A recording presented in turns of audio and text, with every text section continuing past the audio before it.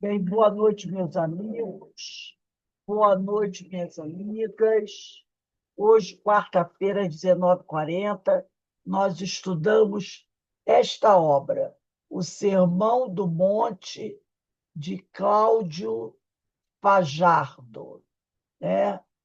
Tem pessoas que têm outra capinha diferente, mas é o mesmo livro, O Sermão do Monte, de Cláudio Fajardo. Nós estamos estudando o capítulo 7, Expressões de Amor. E hoje nós vamos dar início ao título Dar, dá a quem te pedir, e não te desvies daquele que quiser que lhe emprestes.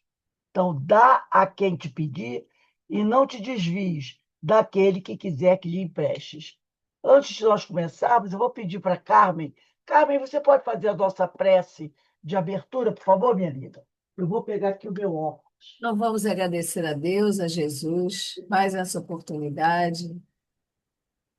Vamos agradecer essa graça que nós temos na casa de Francisco, de estarmos aqui juntos estudando essa obra que nos faz compreender de uma forma tão diferente da que a gente, na leitura da gente. Então, só temos a agradecer essa oportunidade de estarmos aqui juntos mais uma vez. Que Jesus abençoe a todos nós aqui presentes e aqueles que ainda não conseguiram entrar, que todos nós possamos aproveitar bastante essa noite de estudos. Graças a Deus. Graças a Deus. Então, como eu falei para vocês, hoje nós vamos estudar o capítulo 7, Expressões de Amor. O item é: dai a quem te pedir e não te desvies daquele que quiser que lhe emprestes. Então, Cláudio Fajardo começa assim: dá a quem te pedir. O verbo dar ocupa posição de destaque no dicionário do Evangelho, por determinar atitudes de desapego, de atenção com o próximo, de renúncia e de entendimento do objetivo maior da vida. O apóstolo dos gentios nos diz que, ainda que eu falasse a- as línguas dos homens e dos anjos e não tivesse caridade, seria como metal que soa ou como sino que tine.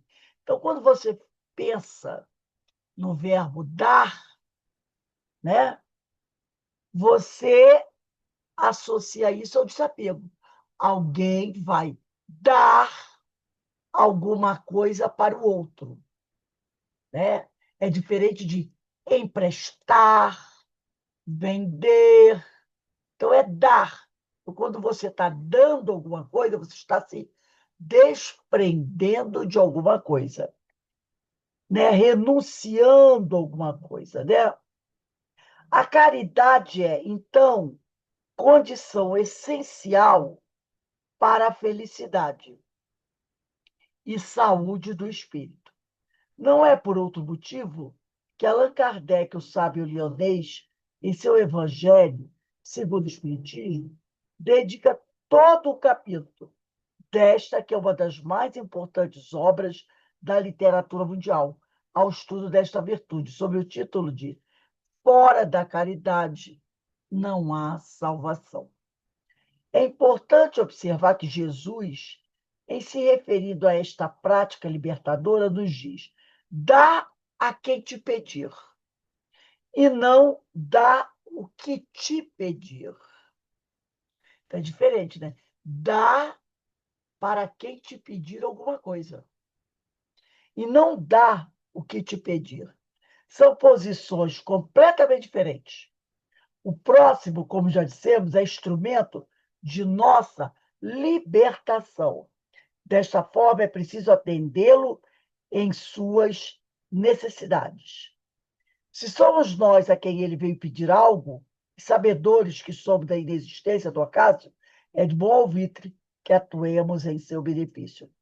Porque quando você diz assim, dá quem te pedir, quer dizer, qualquer um que se aproxime de você precisando de alguma coisa, você deve dar.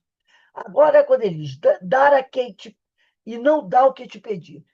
De repente, a pessoa está te pedindo uma coisa que não é aconselhável você dar, não é? Então, dá a quem te pedir. Aí a pessoa diz assim, mas aí eu não entendo. Por exemplo, alguém chega e pede a você alguma coisa, mas você não acha razoável dar aquilo para aquela pessoa. Então, você vai dar para aquela pessoa uma explicação. Você não vai simplesmente dizer, eu não vou te dar isso. Você vai tentar explicar para a pessoa o porquê você não pode dar a ela o que ela pediu. Então, a pessoa não sai de perto de você com uma negativa. Ela sai de perto de você recebendo uma orientação. Não é muitas vezes, não é assim? A criança, né? Ou, dependendo da situação, uma pessoa vem pedir a você alguma coisa. Aquilo que a pessoa deseja não é possível dar. Então, antigamente, eu me lembro, né? E muitos dos pais antigamente diziam: não, menina, vai embora, isso é para você. Vai para casa, chega, não vou te dar isso, não, vai para casa. Isso não é para você. Então, dava um não para a pessoa, mas não explicava o porquê, o motivo daquele não. O motivo do porquê que aquela pessoa não pode receber aquilo nesse momento. Então, você não deixa de dar uma explicação. Você vai dizer, olha, isso não é possível hoje, por isso. Então, a pessoa vai ficar sabendo o porquê que ela não pode receber aquilo que ela deseja nesse momento. Então, ele diz: dá a quem te pedir. Que seja um abraço. De repente, a pessoa quer o. Lembra do doutor Bezerra, que uma vez ele estava saindo da Assembleia Legislativa e um companheiro foi falar com ele e disse para ele: ó, doutor Bezerra, estou precisando de ajuda, minha família está passando fome, eu estou desempregado. Será que o senhor não poderia me ajudar? É claro que aquele homem, naquele momento, o que ele queria? Uma ajuda material, né? Uma ajuda material, algum dinheiro, que realmente a família dele estava necessitada e ele estava desempregado. Doutor Bezerra botou as mãos nos bolsos e percebeu o quê? Que não tinha também uma moeda para dar, porque também ele era pobre, né? Ele não tinha nada para dar. Então ele fala para o homem, essa história está no livro Lindos Casos de Bezerra de Menezes, do Ramiro Gama. Não sei se vocês conhecem. Tem o Lindos Casos de Franciscano Xavier e o Lindos Casos de Bezerra de Menezes. Os dois são do Ramiro Gama. E ele olha para aquele homem e diz: olha, no momento eu não tenho nenhuma moeda, nada de material que eu possa lhe dar. Mas eu vou lhe dar o meu abraço e vou pedir a Maria de Nazaré que o fortaleça, que o ampare a você, sua esposa, seus filhos, sua família. E se Deus quiser, Maria de Nazaré, que ele tinha muita fé em Maria de Nazaré, ele era devoto de Maria de Nazaré, vai ajudar você. E deu aquele abraço daquele homem. Depois, ele soltou o homem e o homem foi embora. E ele foi também. No outro dia, o homem está em casa, quando de repente alguém toca a campainha lá. E a esposa foi atender o portão. Era um homem trazendo uma carroça cheia de alimentos para ele. Porque esse homem, parece que o doutor Bezerra havia comentado, né, com esse homem, que ele conhecia uma pessoa, que ele ficou muito chateado, porque ele não pôde dar nada. E o homem procurou saber quem era esse amigo do doutor Bezerra. O doutor Bezerra falou: pois esse homem foi até a casa desse senhor e fez uma doação de uma carroça cheia de alimentos. O homem ficou tão agradecido e falou Nossa, é tanta coisa que o senhor me trouxe que eu não preciso de tudo isso. Se eu ficar com tudo isso, vai estragar. Mas eu conheço uma outra família que está passando por uma situação difícil. Eu vou dividir o que o senhor me deu com essa outra família. No outro dia, esse homem recebeu também uma outra visita. Era de um senhor que tinha um comércio na cidade, que também tinha escutado doutor Bezerra comentar sobre esse amigo dele. E ele foi lá oferecer um emprego para esse homem. Então, veja, doutor Bezerra não tinha, né? Ele disse assim: ó, dá quem te pedir, dê alguma coisa. Não deixe ninguém sair de perto de você sem que essa pessoa receba alguma coisa que você dá para ela. Tem uma passagem dessa que fala sobre isso, né? Doutor Bezerra deu o quê? Deu um abraço, fez uma prece, deu para aquele homem um pouco do seu amor, da sua alegria para aquele homem. Ele não pôde dar o que o homem queria, que era comida e alimento.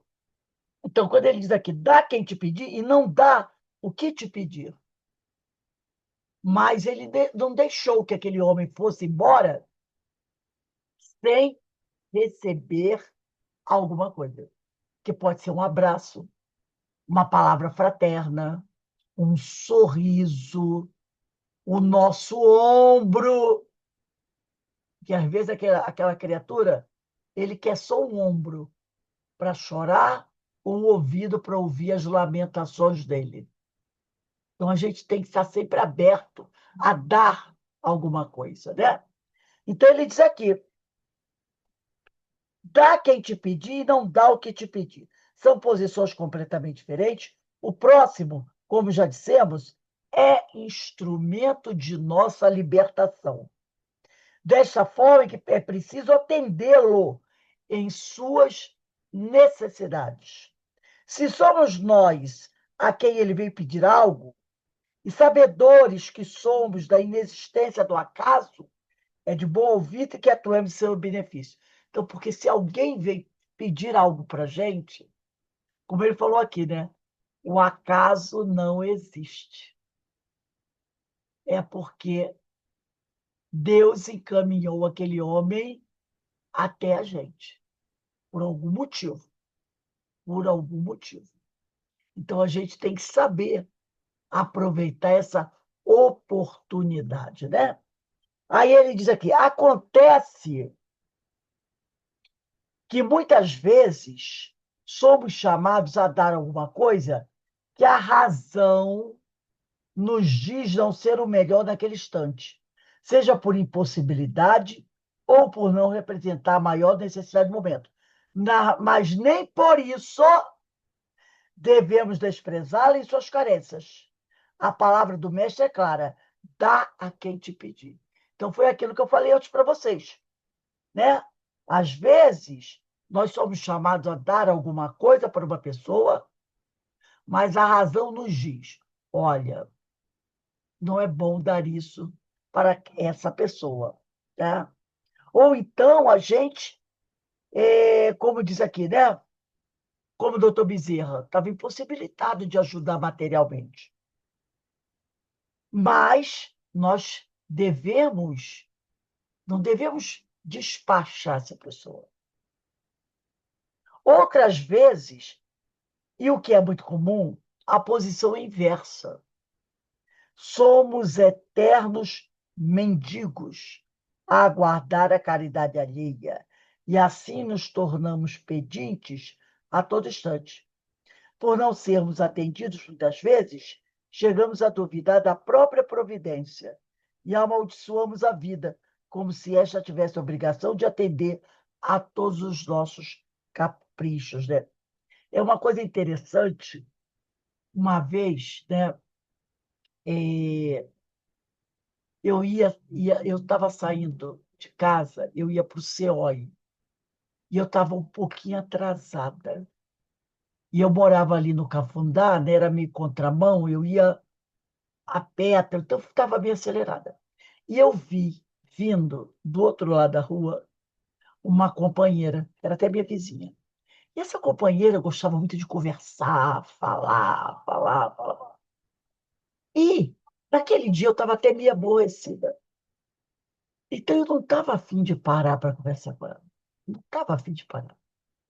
E aí, eu ia pela calçada, né? E ela vinha pela outra calçada. Aí eu pensei assim, vou baixar a cabeça e vou passar batida. Porque ela vai vir conversar, aquela coisa arada toda, eu não estou muito afim.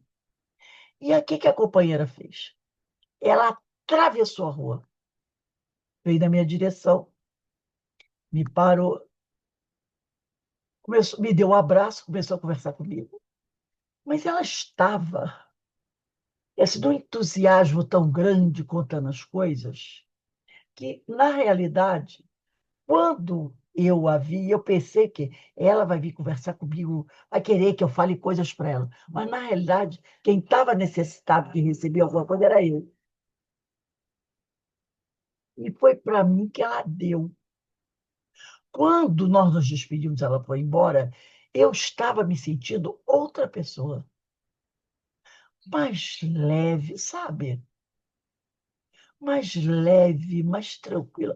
Então, eu percebi que ela atravessou a rua para me dar alguma coisa que eu estava necessitando. Porque, às vezes, a gente pensa que a gente vai doar alguma coisa para alguém, mas, na realidade, somos nós que recebemos. Isso acontece muito quando, às vezes, você, a pessoa que tem um costume, eu tive durante muitos anos, essa prática, de fazer visita em hospitais. Fazer visita às pessoas doentes, às pessoas com problemas, com dificuldades, né? Durante muitos anos, mais de, nossa, desde 1990, que eu fazia visitas no Hospital do Curupaiti. E não fazia também para os alojamentos, fazia para o hospital, e também trabalhei muito tempo no atendimento fraterno de domicílio, que a gente chama de AFED. Quantas e quantas vezes você ia naquela ideia de que você vai lá, que a gente chegava, batia um papo com a pessoa, né? Depois perguntava se a pessoa aceitava o passe, a pessoa dissesse que sim. Você pegava um livrinho de mensagens, o Evangelho abria, lia uma mensagem, como essa que a Carmen às vezes lê para a gente, né? Na hora de fazer a prece, você abria um livrinho daquele, até pedia para a pessoa abrir, a pessoa abria. Aí você lia aquela mensagem, você comentava aquela mensagem, aí a pessoa também dava opinião, comentava também, e ali a gente ficava uns 15 minutos batendo papo baseado naquela mensagem. Depois a gente aplicava o passe naquele companheiro. Aí depois a gente se despedia e ia embora. Quantas e quantas vezes eu fui, né? Normalmente a gente ia em dupla com um outro companheiro lá, aplicar o passe, fazer essa visita fraterna, e a gente ia daquela coisa, não, nós vamos lá para ajudar, para socorrer, para amparar aquela pessoa. E a gente que era amparada, socorrida e ajudada. Porque às vezes aquela pessoa, né, um ranceniano, já com muito idoso, já cheio de problemas, a doença já tinha comprometido muitos órgãos, né? Mas a gente chegava lá, ele estava numa alegria, eu conheci vários assim, numa alegria, fazendo uma festa, recebia gente na maior festa. E às vezes, a gente já, toda sexta-feira, ia visitar aquele companheiro. Então, ele já sabia que a gente ia. Então, ele esperava a gente com refresquinho, com docinho, que ele preparava. Aí, quando a gente chegava, irmã, ó, aí, quando terminava, recebia o passe. Agora, irmã, não vai embora, agora não, que eu tenho aqui um negocinho para a senhora. Aí, oferecia um refresco, um docinho, um salgadinho, entendeu? Ou dava um presentinho, porque às vezes era um artesão, ele era. Ó, tinha isso aqui para a senhora.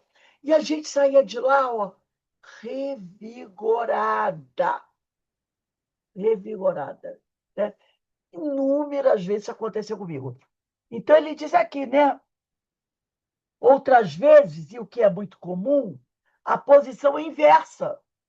Somos nós, eternos mendigos, a aguardar a caridade alheia. E assim nos tornamos pedites a todo instante. Então, muita gente, quando a gente vai para lá fazer a visita, nós chegamos lá como mendigos, carentes, cansados, né, das nossas dificuldades. Aí ele, por não, e muitas vezes também nós reclamamos muito, até duvidamos da providência, amaldiçoamos a dívida, a vida. Quantas vezes a gente escuta as pessoas falarem isso, né? Deus esqueceu de mim, a minha vida é o inferno. Onde está Deus que não vê isso? Essas frases feitas que a gente tem. Então, isso aqui. Quantas vezes nós chegamos a duvidar da providência divina?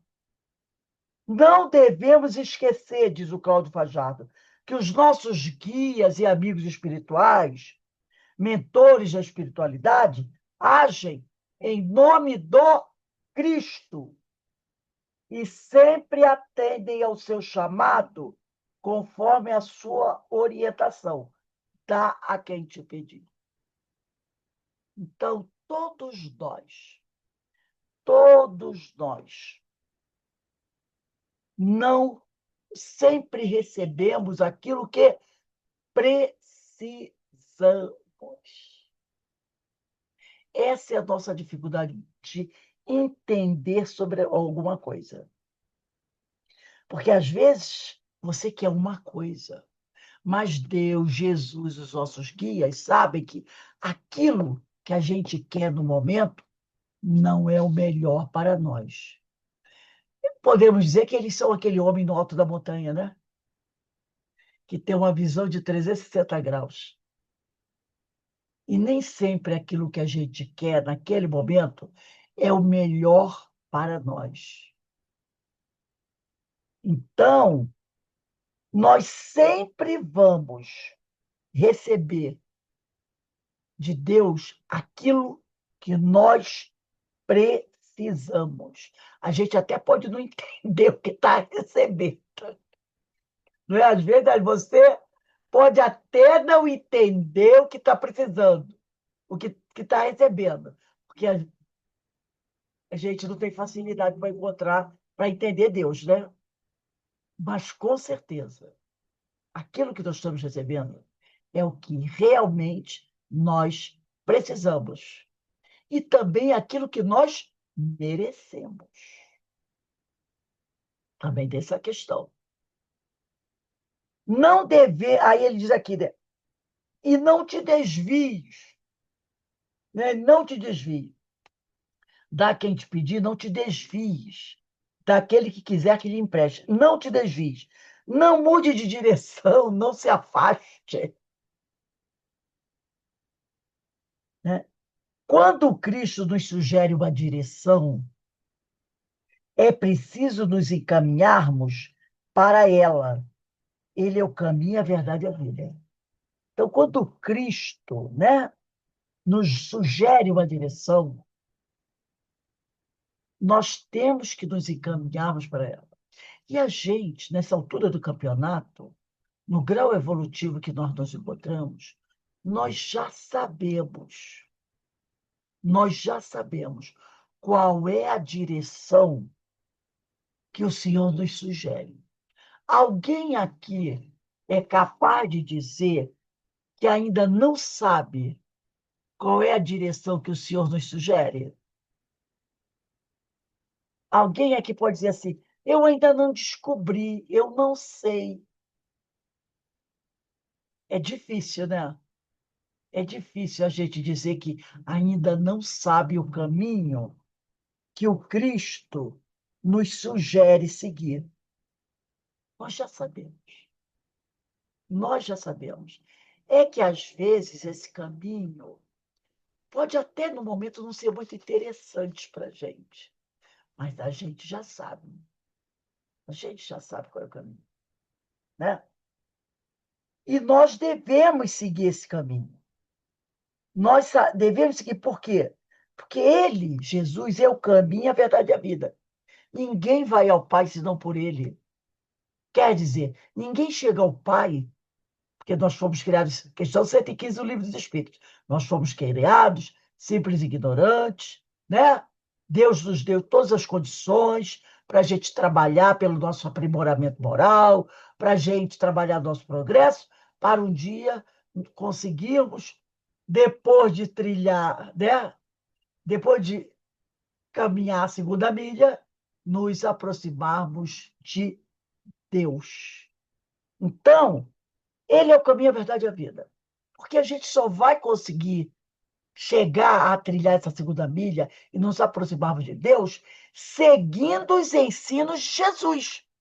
Por isso que ele é o caminho, a verdade e a vida. Porque só ele pode nos mostrar o que nós precisamos fazer para nos aproximarmos do Pai, para podermos nos tornar espíritos mais evoluídos, moralizados. Todos os outros que tentaram mostrar caminhos diferentes eram falsos profetas. E quando seguimos esses caminhos que eles nos mostravam, normalmente o caminho cheio de pseudo-facilidades, a gente quebrou a cara. Foi ou não foi? A gente quebrou a cara. Então, Jesus mostra para a gente o caminho correto, o caminho da verdade, que vai nos aproximar do Pai. Não, a gente vai encontrar os obstáculos desse caminho, não vai? Claro que vai. Claro que vai. Mas faz parte da caminhada.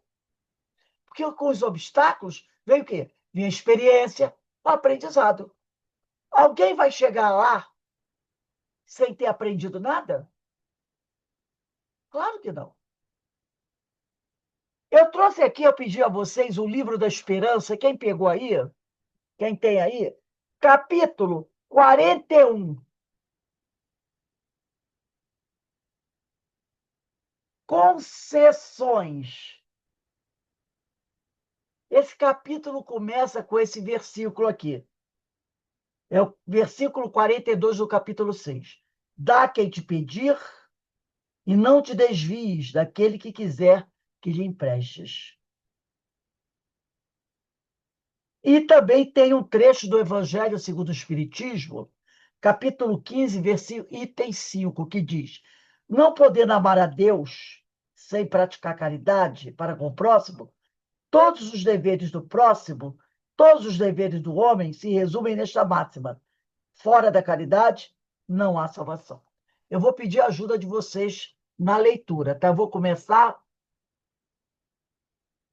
Quem está com o livro aí? Quem tem aí o livro? É Livro da Esperança. Denise, Denise Carmen, só que tem, né? Eu tenho, A Joana eu também tenho. tem. Capítulo 41, Concessões. Eu vou começar aqui. Enquanto podes agir do corpo terrestre, medita, de quando em quando, naqueles que largaram, sob regime de compulsória, os talentos que o mundo lhes confiou. Carmen, lê os dois próximos parágrafos. Para isso, não é necessário recorrer ao arquivo dos milênios e nem consultar a pompa dos museus. Alinha na memória os que viste partir nos últimos 20 anos. Então, ele está falando isso, né? Analisa os que viu, você viu partir dos últimos 20 anos e verifica se não tem muitos deles que largaram de mão os talentos que o mundo lhes confiou. Joana, lê o próximo parágrafo. Líderes do povo que detinham o poder de influenciar a multidão abandonaram o leme das ideias que governavam, impelidos de chofre a varar a névoa do túmulo. Agora, Carmen, Magnatas da fortuna, que retinham valiosas delegações de competência para resolver as necessidades do próximo, viram-se, de momento para outro, privados das propriedades que ajuntaram, coagidos a entregá-las ao arbítrio dos descendentes. Denise, o próximo. Missionários de diferentes climas religiosos que mantinham a possibilidade de consolar e instruir desceram precipitadamente das galerias de autoridade em que traçavam princípios para as estradas alheias. Joana, Criadores do pensamento que sustiam a prerrogativa de impressionar pessoas através do verbo falado ou escrito, tiveram de súbito a palavra caçada pela desencarnação ou pela afásia, muitas vezes no exato momento em que mais desejavam comandar a oratória ou o cérebro lúcido. Carmen, Pensa neles, os beneficiários das concessões divinas que te precederam na morte e faze hoje algo melhor que ontem, nos domínios do bem, para que o bem te favoreça. Denise, Não apenas os dons da inteligência, mas também o corpo físico, as vantagens diversas, os patrimônios afetivos e até mesmo as dores que te povoam as horas são recursos de que te aproprias na terra, com permissão do Senhor, para investi-los na construção da própria felicidade. Joana, As leis que vigem no plano físico são fundamentalmente as mesmas que orientam as criaturas no plano espiritual. o O empréstimo, empréstimo, o empréstimo fala sempre da generosidade do credor que o concede, mas revela igualmente na contabilidade da vida, o bem ou o mal que se faz com ele.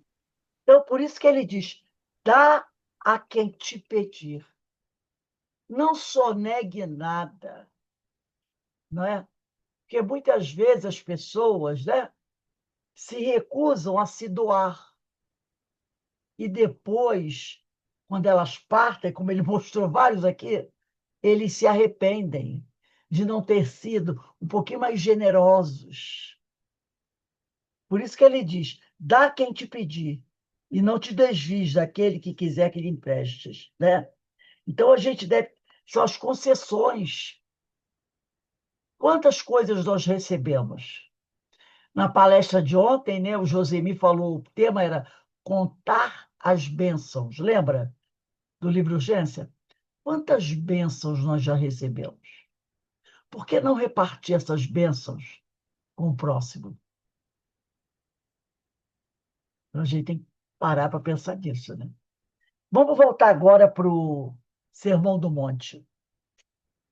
Ele diz aqui: daquele que quiser que lhe emprestes. Então ele diz, né? Dá quem te pedir, não te desvie daquele que quiser que lhe emprestes. Aquele que quer por algum motivo. Não é à toa que somos instrumentos do seu querer. A expressão que lhe emprestes nos diz de algo que alguém quer de nós emprestado. O bom senso diz que só podemos emprestar o que é nosso. Quando Jesus nos orienta para não nos desviarmos de quem nos pede algo emprestado, quer ele dizer que este alguém quer algo que é nosso. E o que possuímos, senão as conquistas do Espírito? É a única coisa que a gente possui de verdade. E a prova disso é o quê? Que quando a gente morre, o que a gente leva? Outro dia, houve um acidente horroroso. Eu acho que foi aqui no Brasil, sim. Explodiu um negócio, eu não sei se foi um botijão de gás, alguma coisa que explodiu e uma pessoa morreu. A única coisa que os bombeiros conseguiram resgatar dessa pessoa foi a arcada dentária, que o corpo, né, ficou dizimado. E aí, às vezes, nem o corpo a família consegue resgatar para enterrar, não é verdade? Nem isso, nem isso. Porque até o nosso corpo é um empréstimo de Deus. É um instrumento que Deus nos empresta. Tanto é que nós temos que devolvê-lo. Tudo que não nos pertence precisa ser devolvido, apesar que tem gente que esquece disso, né? Depois de que você utiliza, não é assim? Se você quer um livro emprestado, você diz, Alberto, dá para você me emprestar o seu livro? Ele, como educado, não vai dizer assim, tem 2 V, tá? Vai e volta. Ele empresta sabendo que você que está pedindo emprestado é uma pessoa educada. E vai o quê? Devolver. Não te pertence. A única coisa que nos, que nos pertence é tudo aquilo que você conquistou de verdade, que são as nossas virtudes. É aquilo que, como diz lá no Evangelho, a traça não rói e o ladrão não rouba. É o nosso conhecimento, a nossa inteligência, as nossas virtudes. Então, ele diz aqui, né? Ele diz aqui, nós só podemos, o bom senso diz, só podemos emprestar o que é nosso. Então, quando Jesus nos orienta para não nos desviarmos de quem nos pede algo emprestado, quer dizer que este alguém quer algo que é nosso. E o que possuímos, senão as conquistas do Espírito? Essa, quando nós morremos, nós levamos. Não importa se você morreu numa explosão, se você morreu queimado, se você morreu triturado, não importa o que aconteceu com o seu corpo. Nada abala o seu espírito. Ele fica íntegro. E tudo que é conquista verdadeira, ele leva. O carro que hoje nos serve pode amanhã não mais existir. A casa que nos abriga é empréstimo, de um momento para outro podemos perder. Olha essa enxuvarada aí, não é? Casas lindas, casas bonitas, a água coloca tudo embaixo. Até o corpo em que nos manifestamos é concessão da vida e a ela retornará. É, sois pós e ao pó voltará, né? Está se referindo ao nosso corpo. Assim, quando Cristo diz para que emprestemos a todos os irmãos, fala-nos ele da oportunidade de nos darmos ao nosso semelhante, da nossa doação ao nosso semelhante.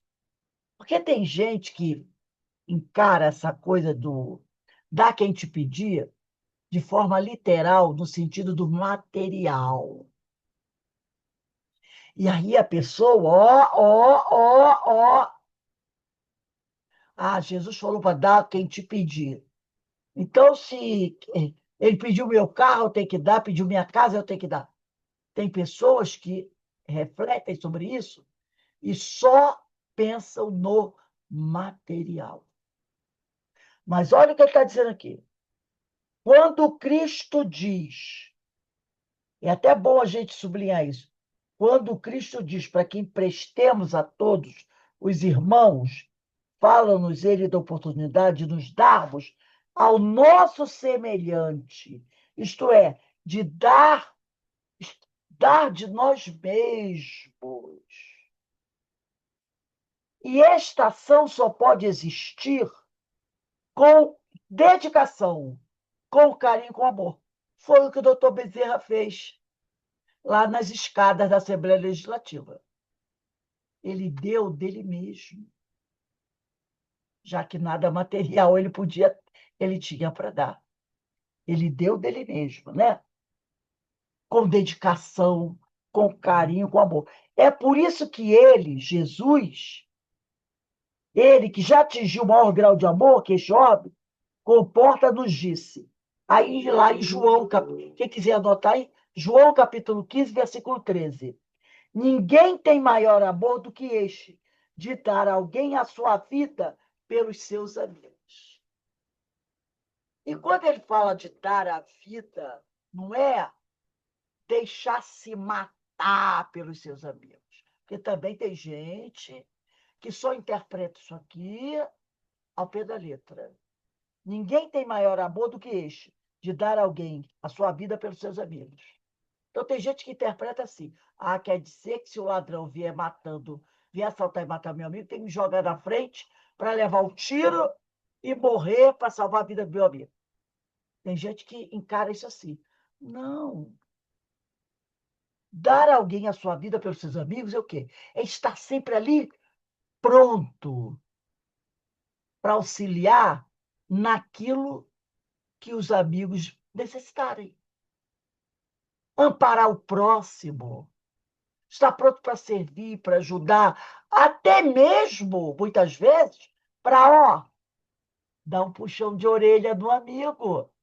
Porque, às vezes, a gente não precisa de um puxão de orelha. Às vezes, né, um pai, uma mãe, um irmão, um amigo, precisa chegar perto daquela pessoa e dizer assim, olha, fulano, do jeito que você está levando a vida, não está bem, não vai dar certo. Você vai ter problemas. Ele não está dando a vida dele, ele está ali se doando, ele está ali orientando, auxiliando, amparando aquele amigo. Então, ele está dando a vida dele pelos amigos e por qualquer pessoa que bater a porta, precisando de ajuda. Então, a gente percebe o quê? Que as palavras de Jesus tinham uma muito maior profundidade, né? É muito mais profundo. E tem gente que fica no raso, né? Pegando só a palavrinha que está escrito ali. Dá a vida pelo amigo. Ah, entendi. Não. Tem várias maneiras. É amando o próximo. Seja o próximo quem for. Pegue agora o livro Caminho, Verdade e Vida.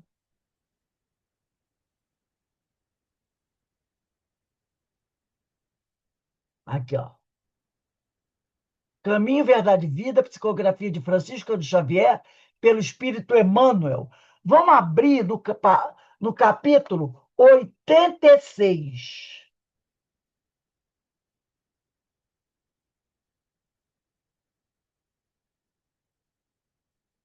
Quem tem aí Caminho, Verdade e Vida?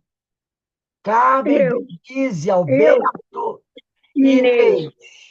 Então, Eu Inês. tenho. 2, 3, 4. Quem mais falou? Joana? Tenho. Então tá. Eu também tenho. Márcia Carolina. Só Dulcinea aqui não. Então, vou fazer um círculo aqui. Estou vendo. Perolando o livro, Eu coitado. vou começar agora com a Márcia. Márcia, lê o versículo que está abaixo do título. O título é Jesus e os Amigos. Ninguém tem maior amor do que este, de dar alguém a vida pelos seus amigos.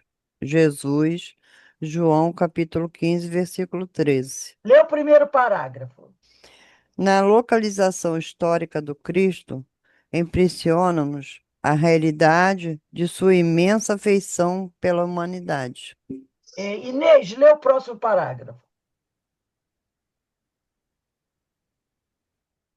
Inês, Amigo, ó, pelos homens, fez tudo o que era possível, em renúncia e dedicação. agora, Joana, Lê o próximo parágrafo. Seus atos foram celebrados em assembleias de confraternização e de amor. A primeira manifestação de seu apostolado verificou-se na festa jubilosa de um lar.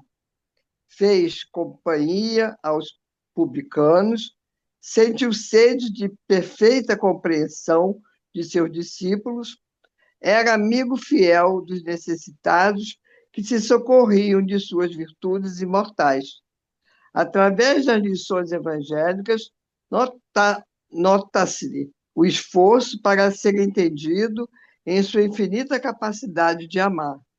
A última ceia representa uma passagem completa de afetividade integral. Lava os pés aos discípulos, ora pela felicidade de cada um.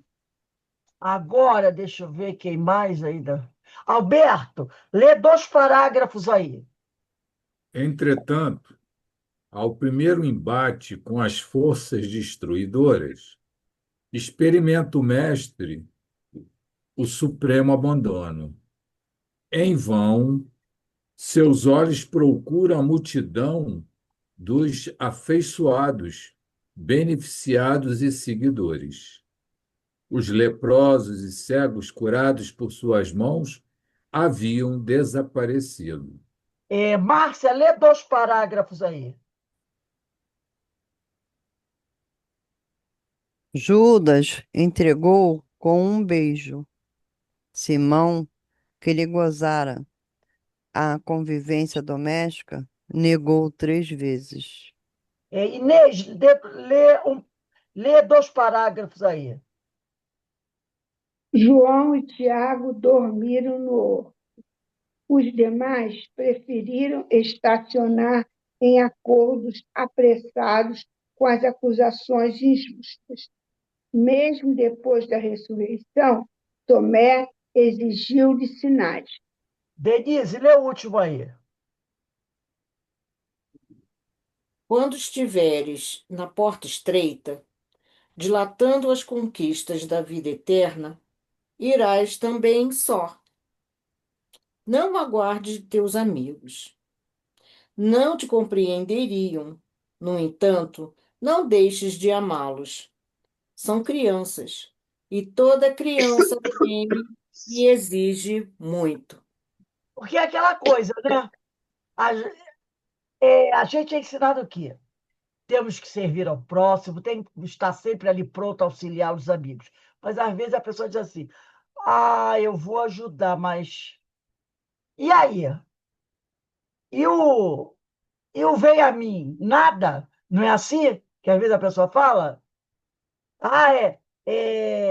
Como diz aquela, vem a mim o vosso reino, bom, mas ao outro nada. Tem um ditado popular que fala sobre isso, né? Quer dizer, às vezes a pessoa deixa de ajudar o próximo porque ela pensa assim: eu vou ajudar, mas na hora que eu preciso, ninguém me ajuda, então eu não vou ajudar ninguém. É só venha a nós, né? E ao vosso reino nada. O pessoal diz assim. Mas olha o que aconteceu com Jesus. Ajudou a todos. Judas o entregou. Pedro negou 3 vezes. Quando ele foi preso, todo mundo saiu correndo. Mas ele ficou chateadinho? Ele ficou magoado? Não. Ele não ficou. João e Tiago dormiram do outro. Ele até falou: não foram capazes de vigiar nem 1 hora comigo, né? Quando ele estava ali, próximo de ser preso, e ele começou a entrar em prece, esperava que eles entrassem em prece com ele. Eles dormiram. E eram amigos. O quanto que ele fez por eles. Mas como diz aqui Emmanuel, né? Quando estiveres à porta estreita, passando pelas dificuldades, dilatando as conquistas da vida eterna, irás também só. Muitas das nossas caminhadas precisamos fazer só, até a nossa desencarnação, né? Às vezes a pessoa pode até morrer num acidente onde tem uma morte coletiva, mas a sua chegada é só. Você chega só. Você não chega de magote, você chega só. E aí ele diz: não aguarde os teus amigos, não te compreenderiam, no entanto, não deixe de amá-los. São crianças, e toda criança tem que se expor. E agora eu falando, né, da desencarnação, que a gente chega só, porque aquilo é uma coisa individual sua, é um momento seu. Eu vou lembrar aqui o fato que aconteceu. Vocês sabem que nesse final de semana, foi no sábado, desencarnou um parente meu, um tio, já com 86 anos, que eu considerava como segundo pai. E a minha família, né, principalmente da parte do meu pai, eu tenho muitos tios, muitos primos, muitas tias. E meu pai, na véspera do enterro, meu pai fez 29 anos desencarnado. Olha só, Denise, como passou rápido. 29 anos. Eu falo isso que a Denise conheceu meu pai. 29 anos de desencarnação do meu pai. Meu pai era muito amigo desse meu tio que desencarnou, e também era muito amigo do irmão dele, mais novo, que tem 84 anos, que está vivo. Então, os três eram muito amigos. Meu pai, que já desencarnou há 29 anos, meu tio Wilmer, irmão do meu pai, mais novo, mas já está com 84 anos, e esse meu tio, que desencarnou com 86, eram muito amigos. E meu pai e o meu tio, o irmão, eram muito unidos. Meu tio não tem nenhuma religião, ele é agnóstico. Ele acredita em Deus, mas não tem religião nenhuma. Só vai assim, igreja, quando é casamento, batizado, do tradicional. Mas fora isso, ele não frequenta nenhuma igreja, tem nenhuma religião. De uns anos para cá, conforme ele vem envelhecendo, a minha tia e minha prima observam o quê? Porque ele nunca foi dado a fazer serviços de casa. Tipo assim, coisa que meu pai fazia, pedreiro, ladrilheiro, meu pai fazia tudo. Consertar isso, consertar aquilo. E meu pai que fazia para ele. E toda vez que meu pai fazia, meu pai ia explicando a ele como fazia. Nos últimos tempos, minha prima tem observado que ele em casa, e não é porque ele está com Alzheimer, que ele não tem Alzheimer, não. É uma pessoa muito inteligente, é professor de economia, sabe? Tem a cabeça assim, bem em política, né? Aquela coisa toda. Socialista, essa coisa. Então, ele está bem. Mas que nos últimos tempos, em casa, quando ele vai fazer alguma coisa, ele conversa com meu pai. Ele tem essa mediunidade.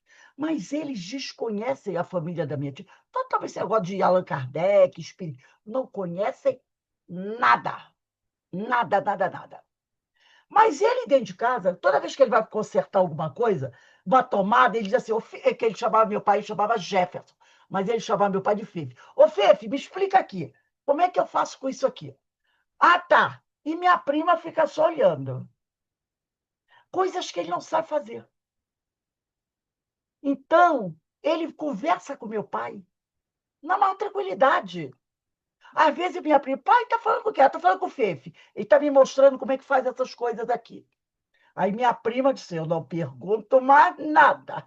Não sei se ele vê, se ele ouve, mas ele conversa com meu tio e ele consegue fazer as coisas. Quando a gente estava no cemitério, né? A gente estava ali no cemitério, ele estava sentado numa cadeira, né?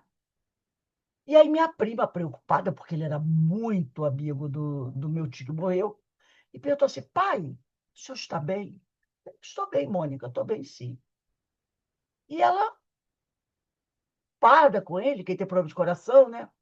Pai, o senhor tá bem mesmo? Estou, Mônica, estou bem. Não, é porque eu estou preocupada com o senhor, né? Porque tio Jói está ali, desencarnou, morreu, né? Faleceu.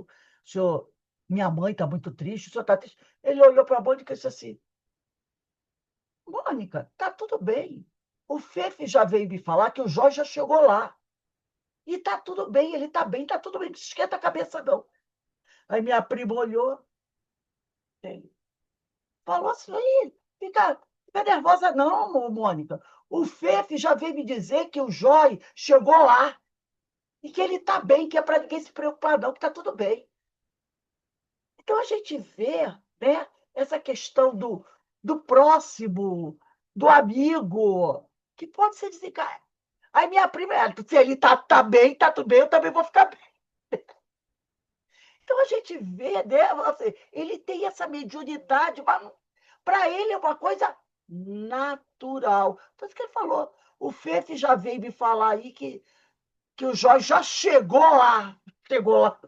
E está tudo bem, para ninguém ficar preocupado, está tudo bem com ele. E lá ele ficou tranquilamente, sem problema nenhum. Então a gente vê, né, que a gente está entre amigos. Estamos aqui para nos apoiar. Você vê a preocupação do meu pai, que estava todo mundo ali, veio falar com ele, com certeza, eu tenho certeza. Meu pai veio falar para ele, ó, que ele chamava de mano, veio falar para o mano, ó, não fica preocupado não, que o Jorge já chegou lá, porque meu pai também não era espírita, então, para o meu pai dizer assim que ele já chegou lá, está dentro do script. Meu pai não ia dizer que o Jorge desencarnou, chegou no plano espiritual, não ia falar nada disso, entendeu? Então a gente percebe que a gente tem amigos em todos os lugares. A gente tem amigos nossos, e os nossos parentes que já desencarnaram, que estão preocupados com a gente, que vêm nos dar uma ajuda, que vêm nos dar uma orientação. Então, nós temos os amigos e devemos, sim, nos doar, nos preocuparmos, procurarmos ajudar uns aos outros. Mas tem coisas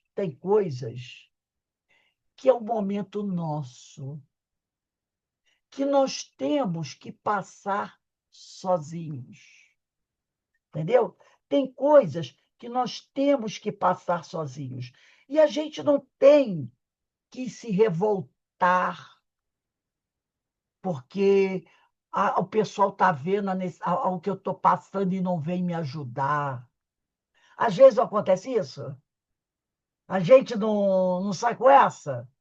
Meu Deus, eu estou aqui sozinho, passando por essa dificuldade. Ninguém vem aqui para me dar uma mão. Tem coisas que nós precisamos passar sozinhos. Por isso que Emmanuel, nesse capítulo 86, que o título é Jesus e os Amigos, ele encerra dizendo o quê? Quando estiveres na porta estreita. O que é a nossa porta estreita, gente? É os momentos difíceis que a gente passa. Porque aqui na Terra, nessa caminhada, nessa reencarnação, a gente veio para passar certos momentos. Não veio para brincar só o carnaval. Veio para crescer, para aprender, para reparar, para corrigir o que fez de errado, para experienciar.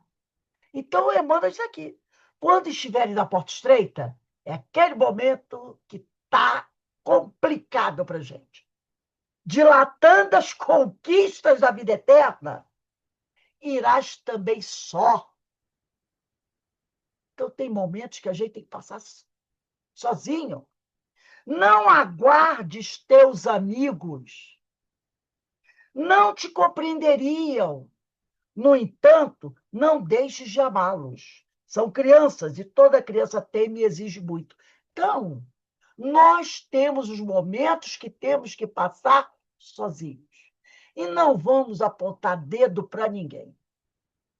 Às vezes, aquele companheiro não compreende bem o que a gente está passando.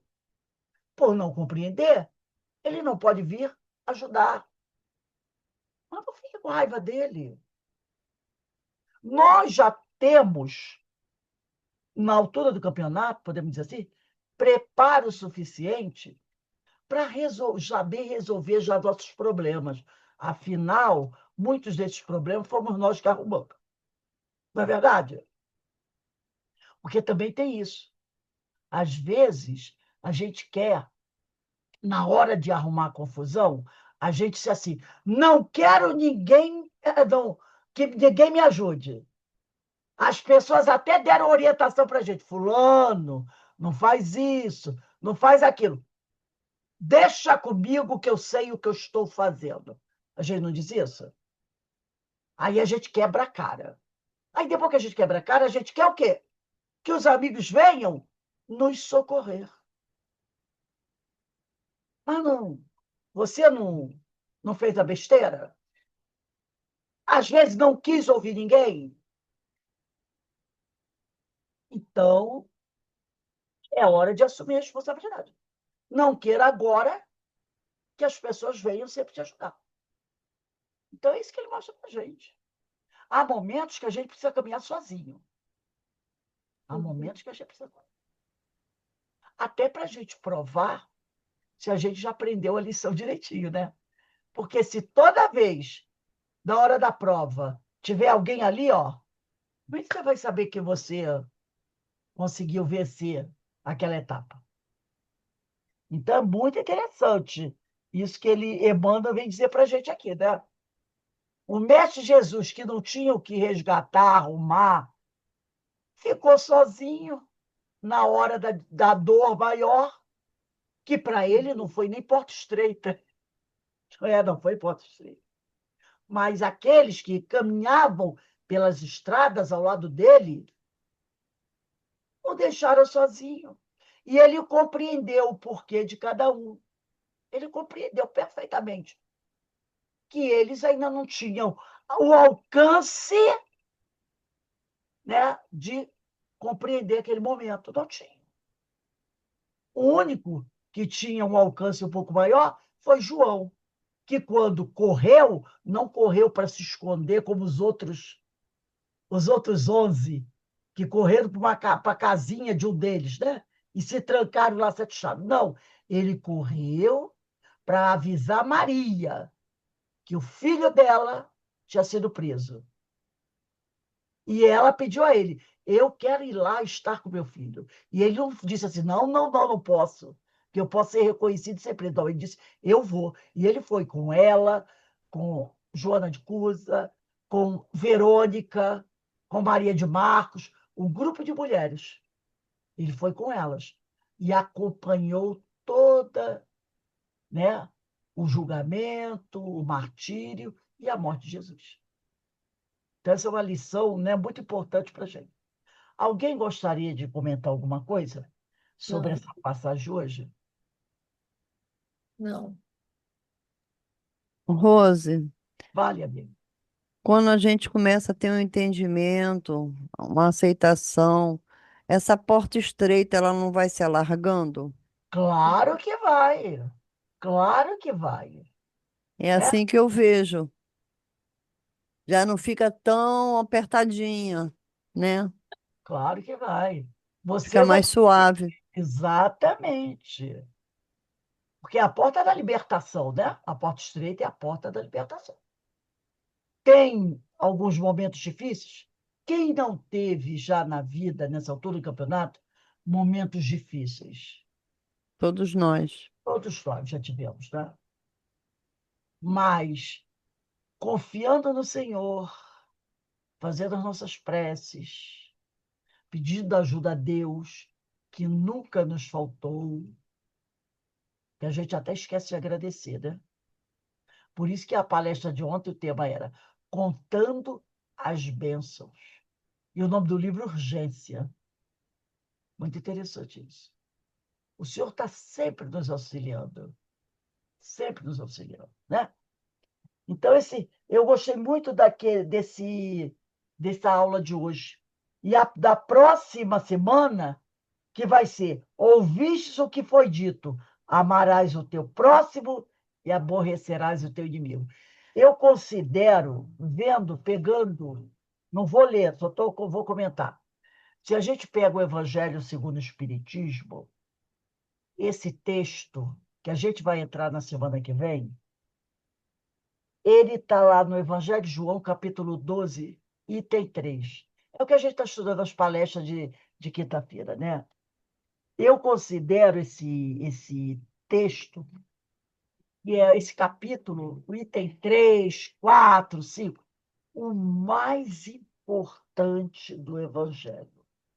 Eu tenho isso comigo. Para mim, né, esse capítulo 12 item 3, 4, 5 são os itens mais importantes, né? Principalmente o item 3 e o item 4 do capítulo 12, que fala do ensinamento máximo do Senhor.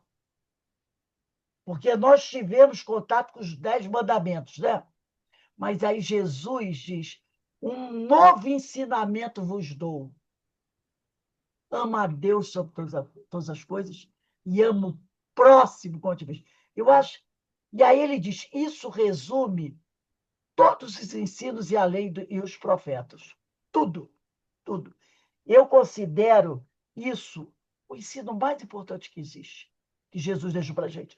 E na próxima aula, a gente vai entrar nesse estudo do amarás o teu próximo e aborrecerás o teu inimigo, como está escrito aqui. Mas ama a Deus sobre todas as coisas, ao próximo como a ti mesmo. Eu considero isso o ensino mais importante, mas fica para a aula semana que vem. Então, gente, vamos lá colocar nossa data? Hoje são 11. Semana que vem, 18. 18 vai ser aqui. Não, hoje é 12. Não, hoje é 11. Ah, Feira. desculpe, desculpe. Hoje é 11. Então, vamos lá. Bota aí 18 do 2 de 26. Ouvistes o que foi dito: amarás o teu próximo e aborrecerás o teu inimigo.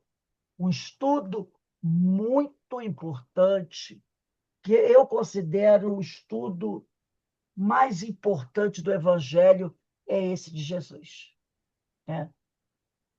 Porque é quando ele nos diz: um novo ensinamento eu deixo para vocês, ou um novo mandamento eu deixo para vocês. Ama a Deus sobre todas as coisas e ao próximo como a ti mesmo, né? Então, meus irmãos, eu gosto muito desse estudo do Sermão do Monte, que ele vai sempre tocando ali, falando sobre coisas importantes para a gente, e que é muito importante para a gente nessa caminhada que a gente está. Que, como mesmo disse Emmanuel, né? Quem de nós não sabe o que precisa fazer? Então, os espíritos amigos são sempre o quê? Reafirmando tudo isso que Jesus deixou para nós. Porque essa reencarnação é mais importante. E dessa vez a gente não pode falhar. A gente não pode falhar. Sabe? A gente tem que fazer. Não estou dizendo que a gente vai conseguir o esplendor, mas a gente não pode fracassar nessa reencarnação. Porque a gente tem recebido tanto, tanto, tanto. O que a gente vai justificar se a gente fracassar? Eu não digo que a gente tropece em alguma coisa aqui e ali, mas eu falo em fracasso. O que a gente vai justificar para o fracasso? Não tem justificativa, né? Não tem. Então, nós vamos encerrando aqui a nossa reunião de hoje. E eu vou pedir aqui para o nosso irmão Alberto. Alberto, faz a nossa prece de agradecimento, meu amigo.